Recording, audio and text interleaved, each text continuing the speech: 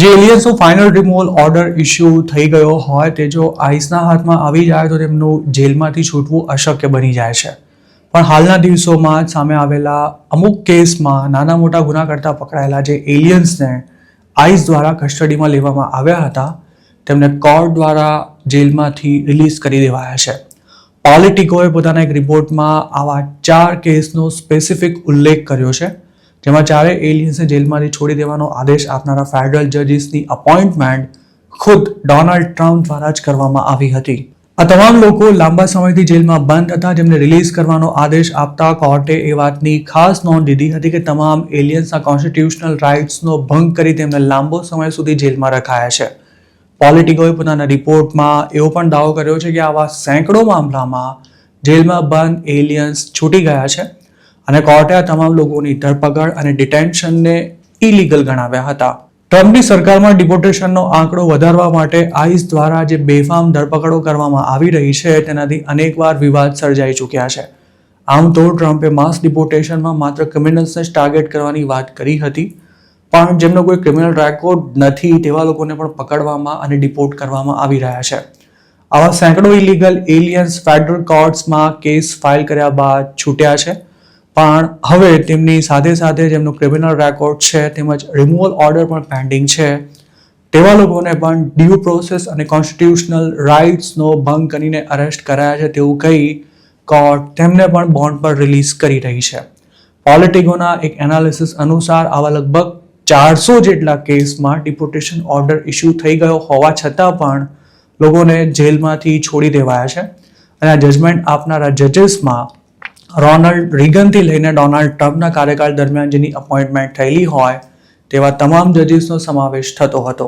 Final removal order સાથેના જે illegal એલિયન્સે court દ્વારા રિલીઝ કરાયા છે તેમાંના અમુકને ઘણા વર્ષો પહેલા જ અમેરિકા છોડવાનો આદેશ આપી દેવાયો હતો, પણ રિમૂવલ ઓર્ડરનું એક્ઝિક્યુશન નહોતું થઈ શક્યું.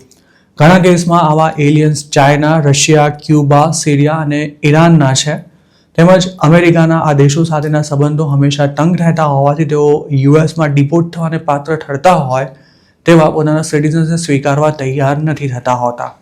તેવી જ રીતે આ કેટેગરીમાં અમુક એવા પણ લોકો આવે છે કે જેઓ સ્ટેટલેસ છે અને કોઈ દેશ સાથે તેમનું સીધું કનેક્શન ન હોવાને કારણે પણ તેમને અમેરિકાની બહાર મોકલવા અશક્ય છે. આ સિવાય કેટલાક કેસમાં બચાવ પક્ષ કોર્ટમાં એવું સાબિત કરવામાં પણ સફળ રહે છે કે અમેરિકાની સરકાર જેને ડિપોર્ટ કરવા માંગે છે તે વ્યક્તિને જો તેના દેશમાં મોકલી દેવાય તો તેને ટોર્ચર કરવામાં આવી શકે છે, તેમજ ખોટા કેસમાં ફસાવી દેવાય તેવી પણ આશંકા છે. અમેરિકાની સુપ્રીમ કોર્ટના એક આદેશ અનુસાર આવા પ્રકારના કેસમાં કોઈ પણ ઇલીગલ ઇમિગ્રન્ટને 6 મહિનાથી વધુ સમય સુધી જેલમાં નથી રાખી શકાતો.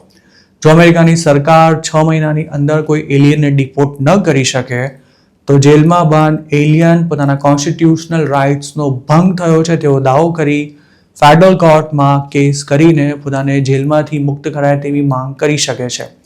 જોકે ટ્રમ્પ એડમિનિસ્ટ્રેશન હવે થર્ડ કન્ટ્રી ડિપોર્ટેશન વધારી રહ્યું હોવાથી જેમને 6 મહિનામાં ડિપોર્ટ ન કરી શકાય તેવા એલિયન્સને અમેરિકામાંથી રવાના કરવાના પ્રયાસ ચાલુ છે તેવી રજૂઆત કરીને તેને થોડો વધુ સમય જેલમાં રાખી શકે છે. જોકે હવે કોર્ટ્સ પણ સરકારની એકની એક દલીલ સાંભળ્યા બાદ વધુ પુરાવા માંગતી થઈ ગઈ છે અને આવા કેસમાં સરકાર માટે કોર્ટમાં જવાબ આપવાનું મુશ્કેલ થતાં તે પણ એલિયન્સને જેલમાંથી છોડી દેવાના આદેશનો વિરોધ નથી કરતી.